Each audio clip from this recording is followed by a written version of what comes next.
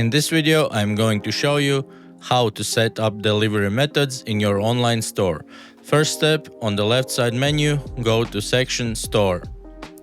Then click on Store Settings and Delivery. Here you will see all delivery methods that you have already created, and you can create new delivery methods.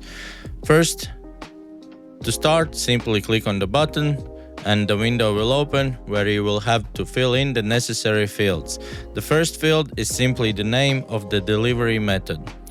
Then you can select delivery service provider from the list that Mozello offers, for example DHL Express.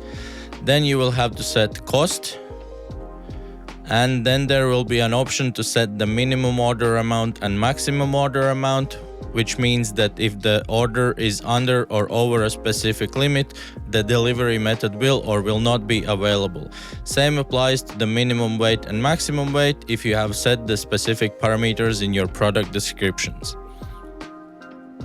And the last step is to select where the delivery method will be available, either in all countries or you want to select specific countries only. In this case, we're gonna leave it all countries. So once the delivery method information has been inserted, simply click on the button Save, and you will see that now we have created another delivery method, international shipping. By repeating these steps, you can set up as many delivery methods as you need.